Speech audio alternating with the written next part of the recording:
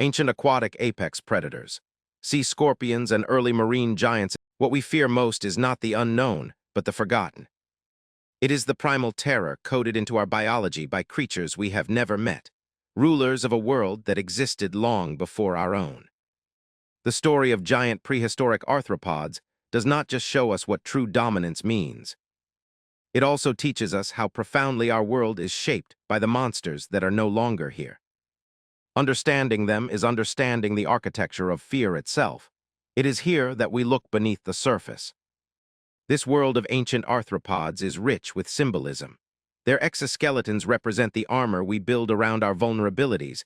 Their specialized claws are the tools we design for control, and their immense size is the scale of the power we imagine for ourselves.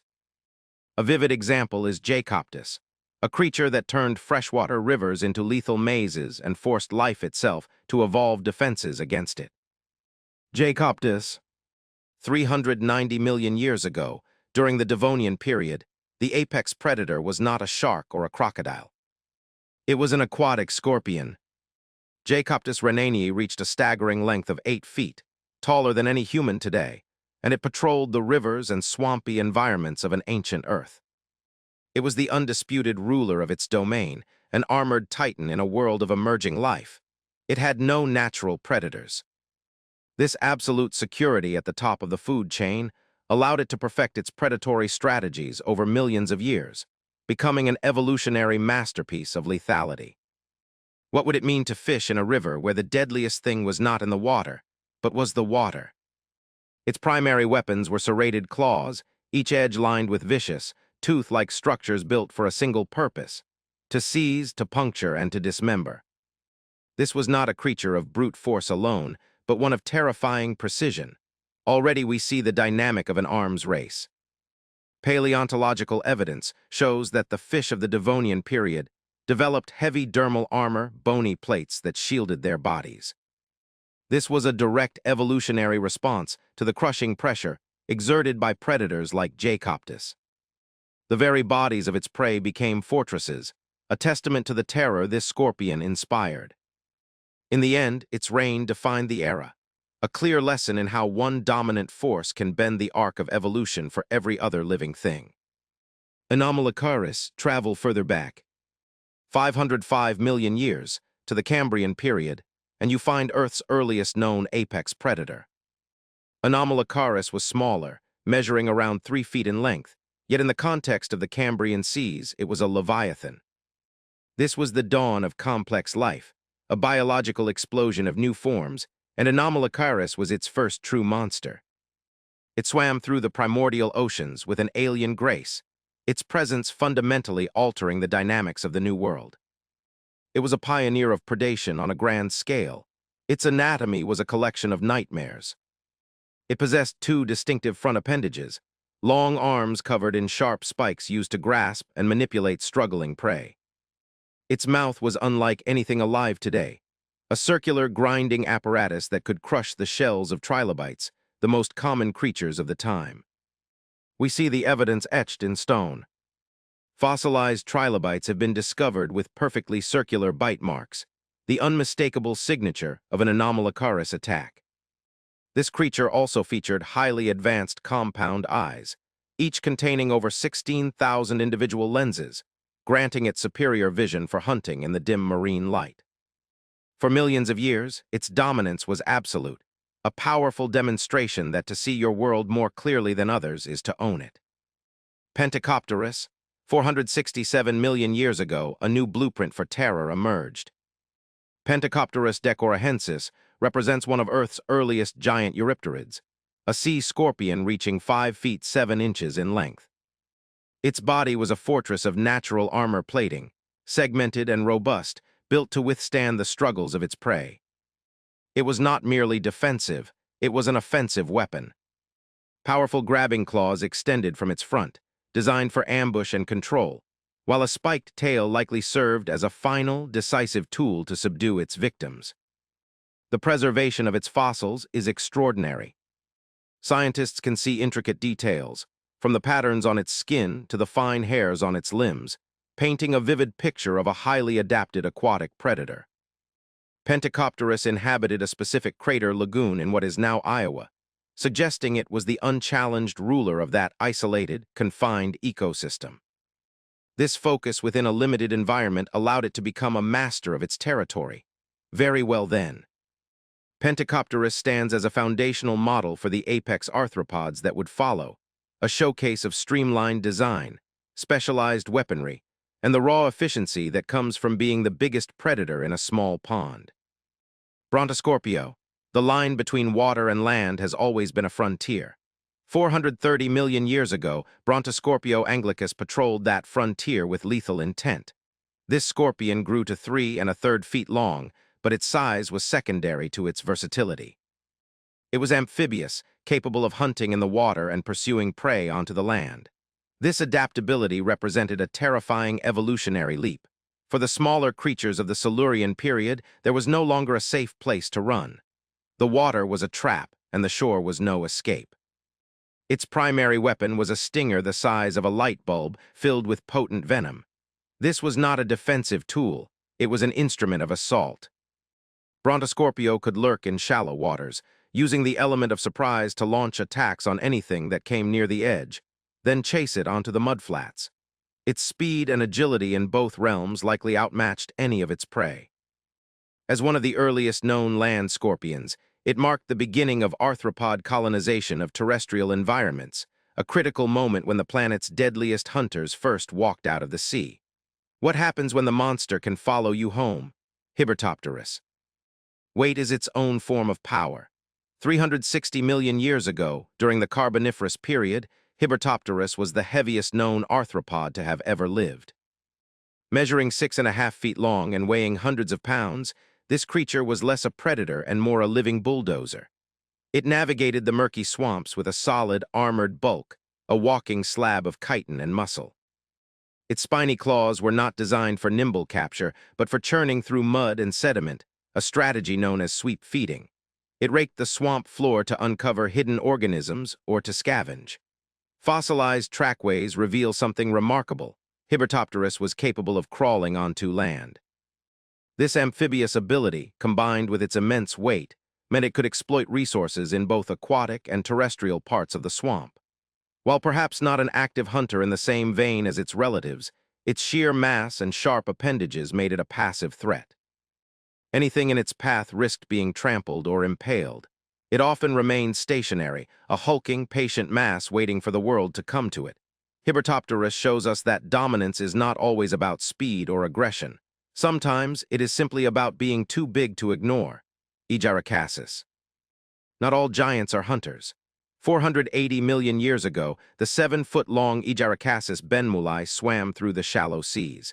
It belonged to the same family as the fearsome Anomalocaris, but it had evolved a completely different way of life. It was a filter feeder, a gentle giant of the Ordovician period. Its large, bristled front arms were not for grasping prey, but for straining microscopic plankton from the water column. Its existence points to a rich and thriving plankton ecosystem, a foundation strong enough to support such an immense creature. Despite its passive feeding strategy, its body was armored and spiky. Its segmented form gave it a formidable appearance, a relic of its predatory ancestry. The danger it posed was not from malice but from accident. Its sheer size and spiny anatomy could cause significant harm to any smaller creature that swam too close. Ejaracasis serves as a crucial counterpoint. It shows that immense scale can be decoupled from predation, that an organism can achieve colossal size not by taking life, but by passively harvesting the smallest forms of it. Even so, size itself remains a form of power, whether wielded with intent or not. The pattern is clear.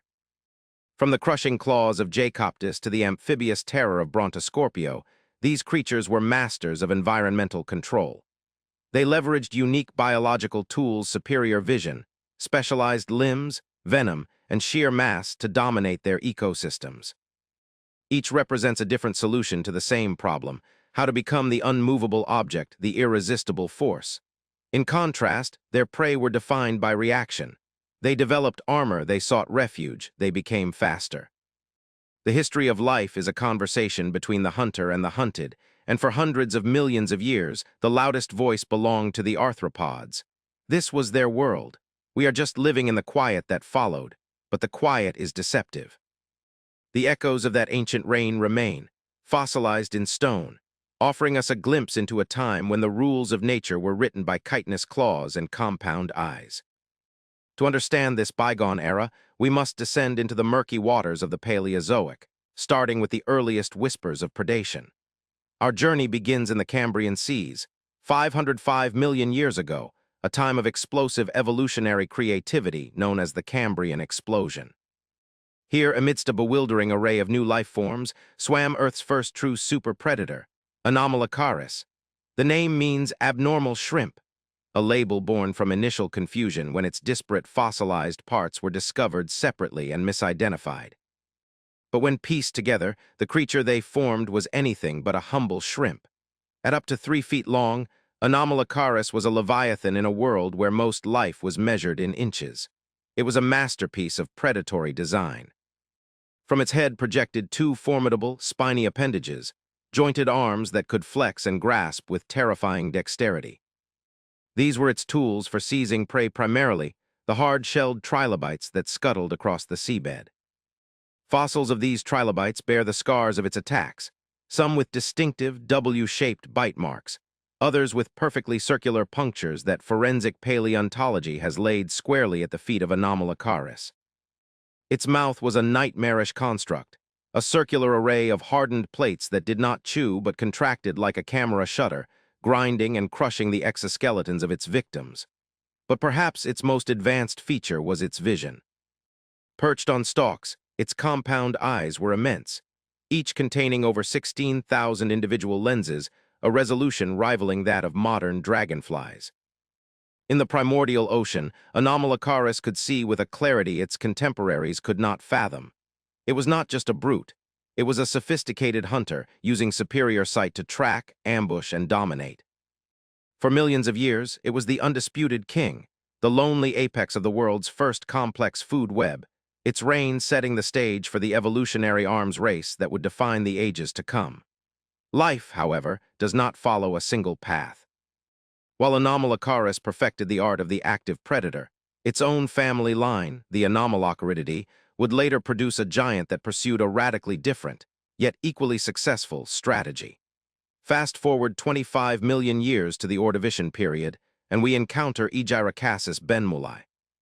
This colossal arthropod reached lengths of 7 feet, making it one of the largest of its time. Yet despite its intimidating, spiky appearance and familial ties to the Cambrian terror, Aegyrocasis was no monster. It was a gentle giant, a filter feeder that peacefully cruised the shallow seas. Its 2 frontal appendages, homologous to the grasping claws of its ancestor, had evolved into an intricate, comb-like filtration system. These enormous, bristled arms were used to strain vast quantities of water, capturing the tiny plankton that formed the base of the Ordovician marine ecosystem. The existence of such a massive filter feeder is a testament to the richness of these ancient seas. Only a thriving, dense planktonic bloom could sustain a creature of this size. While it posed no direct predatory threat, its sheer mass and armored, segmented body would have made it a formidable presence. An accidental swipe from one of its spiny filtering limbs or a collision with its 7-foot frame could easily injure or kill smaller animals. Aegyrocasis demonstrates a crucial evolutionary principle. Gigantism is not solely the domain of the hunter. Sometimes, the most effective way to become the biggest creature in the ocean is not to hunt the players, but to consume the entire playing field. Yet, the path of the predator continued to evolve in parallel. The Eurypterids, or sea scorpions, represent the pinnacle of arthropod predatory might, and among the earliest of these titans was Pentacopterus decorahensis. Discovered in an ancient meteorite crater in Iowa, its 467-million-year-old fossils are so exquisitely preserved that they reveal the fine hairs on its legs. Reaching nearly 6 feet in length, Pentacopterus was a sleek, armored hunter built for power and efficiency. Its body plan was a blueprint for future aquatic terror. A streamlined carapace for moving through the water, powerful, grasping claws for seizing prey, and a long, segmented tail possibly tipped with a spike for subduing its victims. It patrolled a brackish lagoon, an isolated environment where it was undoubtedly the apex predator. There was no escape. Its formidable size and weaponry made it the undisputed ruler of its domain. Pentacopterus was not just a killer, it was a dynasty founder. Its successful design, a fusion of armor, speed, and specialized appendages, would be refined and exaggerated by its descendants, culminating in the largest and most fearsome arthropod to have ever lived. This creature would take the Eurypterid blueprint and scale it to horrifying proportions, becoming a monster that would make even a modern human think twice before stepping into the water. It was the sea scorpion against which all others would be measured, Echolopterus renanii. Terrestrial giants, scorpions, millipedes, and ancient ants Pulmonoscorpius kirktonensis. 335 million years ago, a different predator stalked the Earth. In a version of Scotland unrecognizable to us, a landscape of warm, tropical swamp, this creature found its dominion. We are in the Carboniferous period, an era that favored the colossal. Pulmonoscorpius is driven by a singular, primal motivation, the hunt. It is marked by a defining trait that sets it apart from its modern kin. It is a daylight predator. Already we see the dynamic of an ecosystem built on alien rules. Pulmonoscorpius grew to a staggering 28 inches in length, larger than many house cats we know today. Its size was not just a passive trait, but a weapon, allowing it to dominate its environment with sheer physical presence. It did not need the cover of darkness. Instead, it wielded superior senses and an anatomy purpose built for swift, decisive action in the open. Its most terrifying feature was a stinger the size of a human thumb. This was no mere defensive tool. It was a spear tip, delivering a venom scientists believe was exceptionally potent. The stinger was robust, engineered to penetrate the varied external coverings of its prey, from tough arthropod exoskeletons to the softer skin of small amphibians. This nullified the need for prolonged grappling with its claws. The strike was the beginning and the end of the conflict. Very well then, imagine this creature in motion. Pulmonoscorpius possessed massive, complex eyes. Fossil evidence reveals structures that gave it excellent eyesight, a rarity among scorpions which typically rely on touch and vibration. This visual acuity allowed it to spot prey from incredible distances, perhaps as far as 20 feet away. It hunted on land, unburdened by the resistance of water, moving with terrifying efficiency across the swampy floor.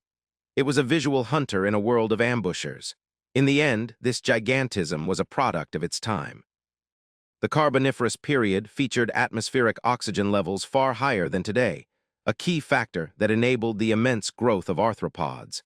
This environmental permission slip created monsters. Pulmonoscorpius was not an anomaly but a perfect expression of its world, a peak predator shaped by a planet rich in fuel and opportunity. The pattern is clear. When the environment allows for unchecked growth, nature will produce titans perfectly suited to rule it. As it turns out, this scorpion was just one of several blueprints for terror. Titanomyma lubae. We move forward in time to the Eocene epoch, approximately 47 million years ago. A new kind of giant emerges, not as a solitary hunter, but as a collective force. Titanomyma, the titan ant, represents a different kind of fear. These ants were driven by the insatiable needs of the colony and marked by their organized, swarming behavior. Their scale was almost unbelievable. Individual worker ants were comparable in size to hummingbirds. This was not just about ground-level threats. The queens of Titanomyma reached 6 inches in length, possessing wingspans of 15 inches. They were capable of flight, a true aerial menace that could establish new colonies across vast distances. This mobility is evidenced by fossils found in both Europe and North America, suggesting they crossed continents, possibly via land bridges or by rafting on vegetation across oceans during a period of intense global warming. Their kingdom was not confined to a single forest floor. Already we see how their primary weapon would function on a terrifying scale. Titanomyma, like many modern ants, could spray formic acid. This chemical is a potent defense mechanism, causing severe burns on contact. Now imagine that weapon scaled up to the size of these creatures. A spray from a single Titanomyma would be debilitating. A coordinated volley from a swarm could dissolve flesh and overwhelm creatures many times their individual size. Very well then. Consider the implication of their social structure. Scientists hypothesize that Titanomyma may have been carnivorous, operating much like modern army ants. An army ant colony moves as a single superorganism, a sweeping carpet of death that consumes everything in its path. A swarm of hummingbird-sized ants, armed with flesh-melting acid and coordinated by the hive mind, would be an unstoppable force of nature. Their organized attacks would leave nothing behind but stripped bones. In the end, their very existence speaks to the power of adaptation. The Eocene was a hothouse world, and this global warmth likely influenced both the size and the intercontinental distribution of these giant ants. They thrived in the heat, spreading across the globe and becoming a dominant insect life form. The pattern is clear. Social organization, when combined with formidable individual weaponry and immense size, creates a threat exponentially greater than the sum of its parts. This was not just an animal. It was a moving, consuming empire, Arthropleura. We return to the Carboniferous 315 million years ago. We encounter a creature that defies easy categorization. Arthropleura was a colossal arthropod, resembling a millipede that reached lengths of 8 feet and could weigh several hundred pounds. It was a walking wall of armor. Arthropleura is driven not by predatory hunger, but by the slow, relentless search for sustenance. It is marked by a passive yet overwhelming physical presence. Despite its terrifying appearance, evidence suggests Arthropleura was not a hunter. It was likely an herbivore or a detritivore, feeding on the rotting plant matter and fungi that littered the floor of the ancient swamp forests. Its purpose was not to kill, but to consume the dead and dying vegetation that fueled this lush era. Its fossilized trackways, long parallel lines pressed into ancient earth, give us a ghostly image of its size and steady, inexorable movement through the undergrowth. But a creature does not need to be a predator to be dangerous. Its sheer weight, estimated to be equivalent to 3 modern washing machines, made it a severe trampling hazard. An accidental encounter with a creature of this mass would be lethal. Its segmented body, an armored train of chitin, and its dozens of legs would have made it a formidable obstacle, an organic bus navigating the primeval landscape. It did not need fangs to be a figure of immense power. Very well then. Consider its defensive capabilities. While we have no direct proof, we can look to its modern relatives. Many millipedes, when threatened, release toxic or irritating chemicals from their bodies. A scaled-up version of this defense in Arthropleura could have been devastating. It might have been capable of spraying a blinding or skin-burning fluid, a chemical shield to deter the apex predators of its time. Its defense was as passive and as effective as its lifestyle. In the end, Arthropleura represents a different kind of dominance.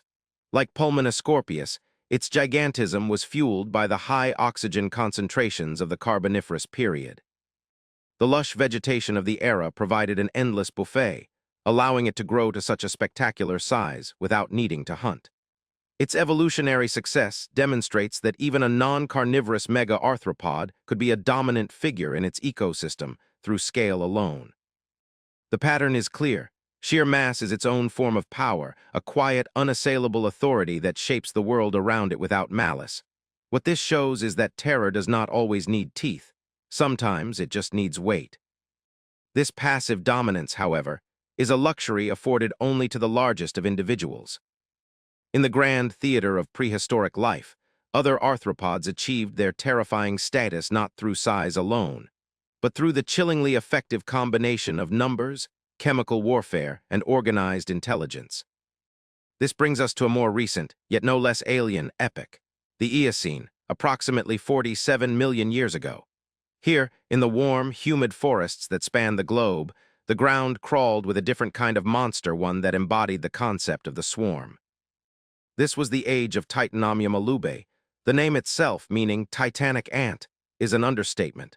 To envision Titanomyma is to discard all modern notions of an ant. The worker ants, the common soldiers of the colony, were the size of hummingbirds, scuttling through the undergrowth with an unnerving speed and purpose. But they were dwarfed by their queen. Fossil evidence suggests a queen Titanomyma could reach 6 inches in length, with a wingspan of up to 15 inches. This was not merely an insect. It was a veritable flying dragon in miniature, a creature that could darken the sky during its nuptial flight. The discovery of fossils on two separate continents in Germany and Wyoming paints a picture of a creature with a vast, intercontinental range. During the balmy Eocene, land, bridges, and chains of islands likely connected the continents across the polar regions, allowing these colossal queens to fly from one landmass to another, establishing new empires of six-legged horror. The sheer size of an individual titanomyma was intimidating enough, but the true terror of these creatures lay in their collective power. Like their modern descendants, they were social organisms, operating with a hive mind dedicated to the colony's survival and expansion. Scientists speculate that, much like today's army ants, Titanomyma was likely carnivorous, a swarming predator capable of overwhelming prey far larger than any single ant. Imagine a tide of hummingbird-sized insects pouring across the forest floor, a moving carpet of chitin and mandibles. Small mammals, lizards, and ground-nesting birds would have been stripped to the bone in minutes. There would be no escape. They could climb trees, but the ants would follow. They could flee, but the swarm's persistence was relentless. Compounding this physical threat was a potent chemical arsenal.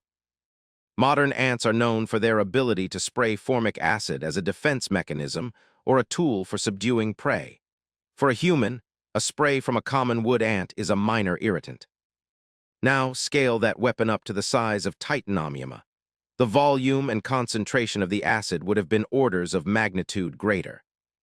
A targeted spray would not have been a mere nuisance. It would have been a caustic jet capable of causing severe chemical burns, blinding victims, and dissolving flesh. A coordinated volley from a hunting party would create a toxic cloud, a chemical miasma that would incapacitate prey before the ants even closed in to deliver the killing bites. The air itself would become a weapon. This combination of organized swarming behavior and powerful chemical warfare makes Titanomyma a truly formidable predator, a testament to the fact that intelligence and cooperation can be just as terrifying as brute force. While the organized chaos of Titanomyma and the passive weight of Arthropleura represent two distinct forms of arthropod dominance, we must return to the Carboniferous to find the quintessential monster, the perfect fusion of speed, weaponry, and predatory instinct.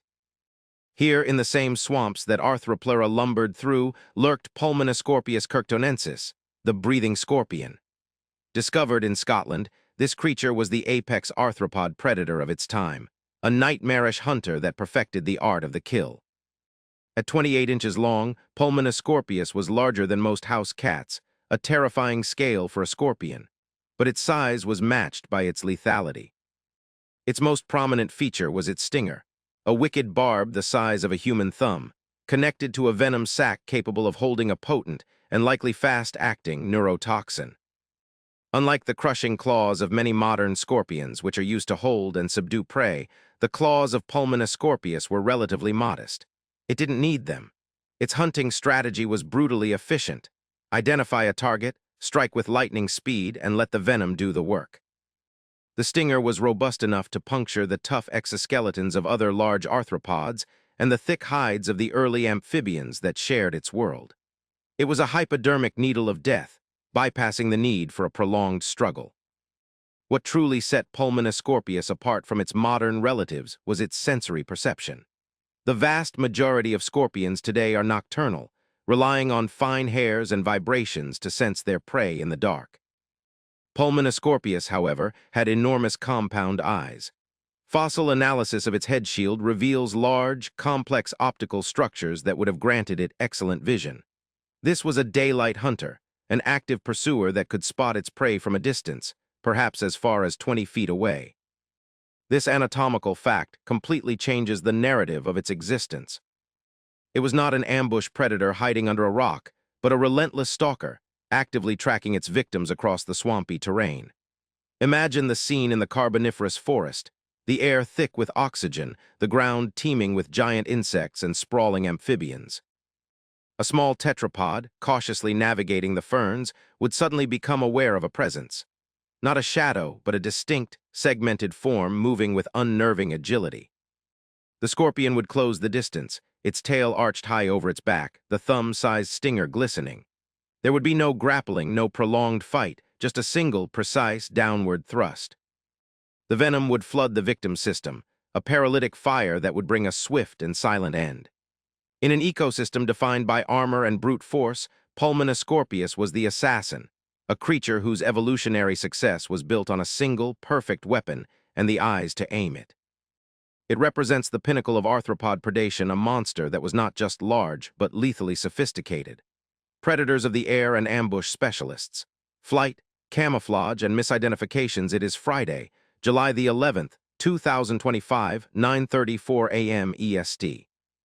We believe we know what monsters look like because we have invented them for centuries. But the truth is, the world perfected them long before we arrived. The story of Earth's ancient monsters does not just show us what apex predation means.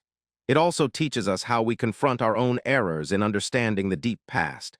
Getting the story right matters because our version of history shapes our view of the present. It is here that the fossil record becomes a mirror. This world is rich with symbolism. Impossibly large wings represent the freedom of a world with a different sky, while specialized jaws and claws symbolize the brutal efficiency of life, stripped of all sentiment. A vivid example is Meganeura permiana, a creature that mastered the air 290 million years before the first bird. It was a blueprint for aerial dominance written in chitin and powered by an atmosphere we would find toxic. This was a different Earth. The rules were different. Meganeura permiana. This was not a dragonfly as we know it. This was a giant, dragonfly-like insect with a wingspan stretching 28 inches, making it one of the largest flying insects ever to exist. It lived approximately 290 million years ago, a time known as the Permian period, when the continents were knitting themselves into the supercontinent of Pangaea. Its world was ancient, alien, and filled with opportunity for a creature of its scale. The gigantism of Meganeura is a direct result of its environment. The atmospheric oxygen levels during the Permian period were exceptionally high, perhaps as much as 35% compared to our 21% today. This oxygen-rich air supercharged the simple respiratory systems of insects, allowing them to grow to sizes that seem impossible to us now. It did not just enable their size, it fueled their predatory lifestyle, allowing for sustained, high-energy flight and rapid attacks. Already we see the environment as the ultimate sculptor of life. Like modern dragonflies, Meganeura was a formidable predator. Studies of its living relatives show a hunting success rate of approximately 95%, a staggering figure for any hunter in the animal kingdom. Meganeura would have shared this lethal efficiency. Its powerful mandibles were not delicate instruments. They were robust tools designed for tearing chunks from living prey. It was an engine of consumption, patrolling the skies with unmatched prowess. As an aerial predator, Meganeura hunted in 3 dimensions, a tactical advantage that made escape nearly impossible for its targets. Ground-bound creatures or slower insects had few defenses against an attack from above. Its diet likely consisted of other insects and the small amphibians that were beginning to colonize the land, all of which would have appeared as poorly defended sources of energy. The compound eyes of Meganeura provided a nearly 360-degree field of vision, with exceptional motion detection, making it a perfectly adapted hunter for its time. The Permian food webs were complex and unforgiving, and Meganeura represents a pinnacle of insect flight and predatory adaptation during the late Paleozoic era. What this shows is that, for millions of years, the apex predator of the skies was an insect, Meganeura. Long before Meganeura, during the Carboniferous period approximately 309 million years ago, the air was home to an even stranger design. Meganeura was an insect with 6 wings. This is an unusual characteristic, as nearly all flying insects that followed evolved to have 4 wings or 2. With a wingspan that could reach up to 2.8 feet, it was an imposing figure in the river delta environments it inhabited. This creature belonged to an extinct order known as the Paleozoic Diopteroidea, ancient winged insects known for their intricate wing venation and large size. The presence of 6 wings would have provided exceptional maneuverability and lift, although the mechanics of such flight remain complex and a subject of scientific debate. More than its wings, Meganeura possessed a specialized proboscis, a sharp, needle-shaped mouthpart built for puncturing. This suggests a very specific feeding strategy. While many believe it used this proboscis to drink juices from the giant plants of the Carboniferous forests, its physical structure implies the potential for puncturing other organisms as well. Its large size and unique morphology would have made it a striking and potentially intimidating presence. It was an experiment in flight and feeding that evolution chose not to repeat. Gigatitan. Fast forward to the Triassic period, approximately 230 million years ago. After the Great Dying, the Permian-Triassic extinction event that annihilated most life on Earth, new forms emerged to fill the void. Gigatitan was one of them, a praying mantis-like insect measuring 16 inches in length. It belonged to the extinct group Titanoptera, a lineage characterized by large wings and specialized raptorial forelegs. Gigatitan was a master of ambush. It utilized sophisticated camouflage, its body shaped and colored to blend seamlessly with the leaves of the new Triassic forests. This allowed it to hide perfectly from both its own predators and its unsuspecting prey. It perfected the strategy of ambush predation, remaining completely motionless for extended periods, waiting for a smaller insect or reptile to come within striking range.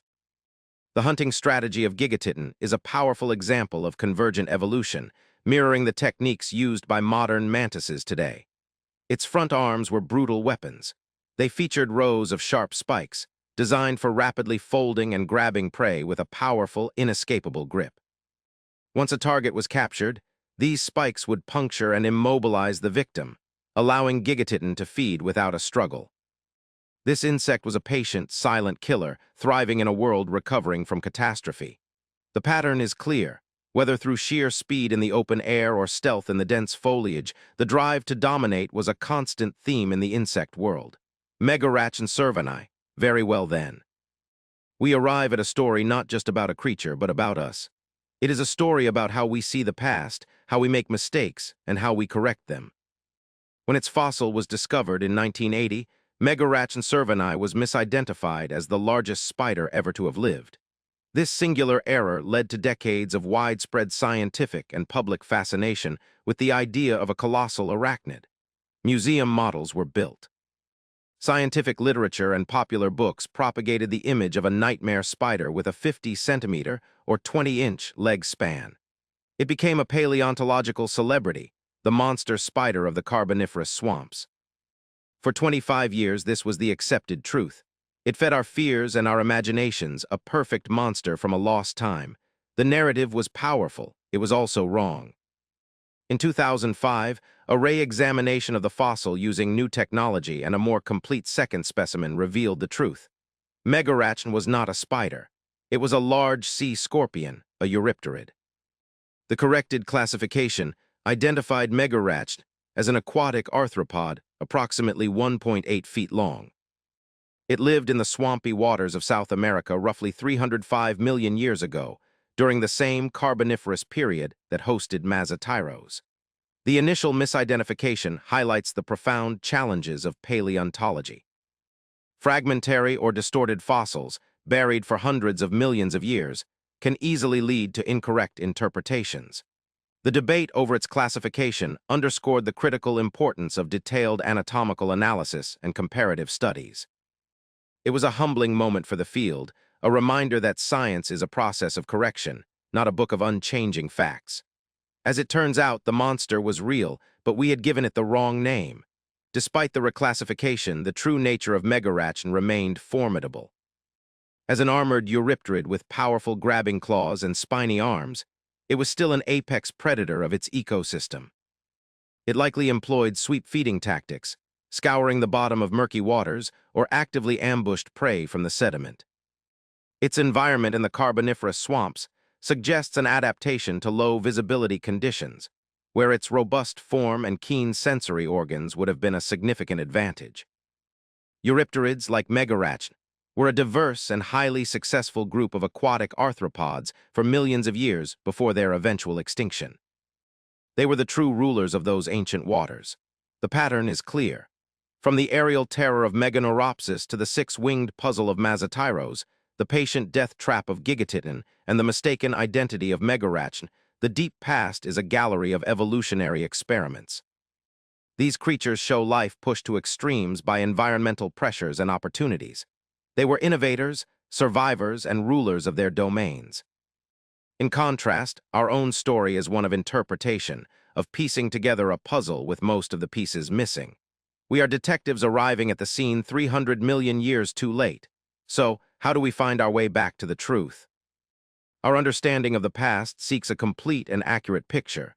The initial discovery of these fossils represents the first steps, but those steps can lead us down the wrong path, as they did with Meganeura. The stumble was in seeing what we expected or perhaps wanted to see, a giant spider. For a quarter of a century, the story of the monster spider was told and retold, becoming a fact through sheer repetition. The confession was the scientific paper of 2005, a quiet admission that we got it wrong. It was not a moment of shame, but a moment of integrity. This is how we fix it. The moment of truth arrived when scientists looked past the popular narrative and focused only on the evidence before them. They let the fossil speak for itself. This required a kind of intellectual vulnerability. It is the willingness to say, what we believed for 25 years was incorrect. Science, at its best, is this process of discarding a cherished story in favor of a demonstrable truth. You leave the old idea behind for the new one to heal the historical record. There are no false promises in this work. Understanding the deep past is not a journey to a final, perfect answer. It is a slow, difficult path paved with fragments and riddles. It is hard work, and it requires us to be comfortable with uncertainty and correction. What this shows is simple. When we let go of the need to be right, we open the door to what is actually true. Someone will reach back with new evidence, a new perspective, and the story will get a little clearer. Do not push away the correction. Connection to the truth takes courage, vulnerability, and a willingness to revise what you thought you knew. It starts with you. Even in the coldest abyss of deep time, a fossil might already be reaching out, waiting for us to see it for what it truly is. That is how the story of life on Earth moves forward. But the story does not end with a single correction. It branches, sending new roots into the past, seeking a richer understanding of these alien worlds. The ecosystems these creatures inhabited were as fantastic as the animals themselves. The Carboniferous period, home to both the six-winged Mazatyros and the misidentified Meganeura, was a world of immense, swampy forests. Giant club mosses and horsetails soared over 100 feet into the air, creating a dense, humid canopy under a sky thick with 35 oxygen. The air itself would have felt heavy, rich, and buzzing with the drone of countless wings. In this greenhouse world, decomposition was slow, and fallen trees piled up, eventually becoming the coal seams that give the period its name. It was within these murky, vegetation-choked waters that Meganeura cervini, the real one, the Eurypterid, thrived. It was not a land dweller waiting in a burrow, but an aquatic terror, a patient hunter in a world of near-perpetual twilight beneath the forest canopy. Its armored body was perfect for navigating the submerged debris, its grabbing claws ready to snatch fish, amphibians, or any other arthropod foolish enough to swim within reach. Contrast this with the world of Gigatitten. The Triassic period was a time of recovery and reinvention. Following the great dying of the Permian-Triassic extinction, which wiped out the high-oxygen world that birthed Meganeura, life had to adapt to a harsher, drier climate. The vast coal swamps gave way to forests of conifers, cycads, and ferns. It was a world of greens and browns, a perfect backdrop for a predator that had mastered the art of camouflage. Gigatitten was a product of this new era. It didn't rely on brute aerial speed like its Paleozoic predecessors. Instead, it embodied a more calculated, patient lethality. Its strategy highlights a profound evolutionary lesson. When the environment changes, so do the rules of survival.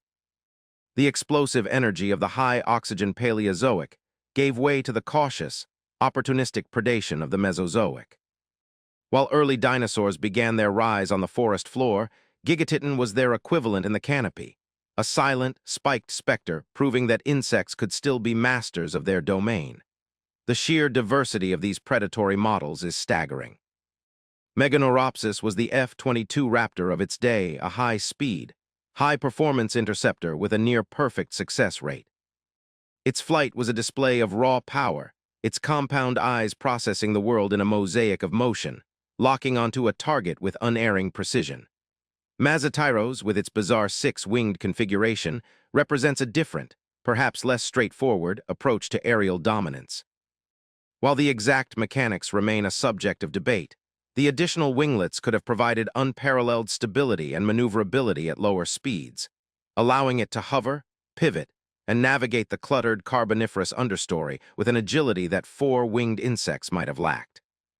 It might have been less of a jet fighter and more of a helicopter gunship, able to loiter and strike with its formidable proboscis. And what of their weaponry? The mandibles of Meganeuropsis were like serrated shears, designed for tearing and dismembering prey in mid-air.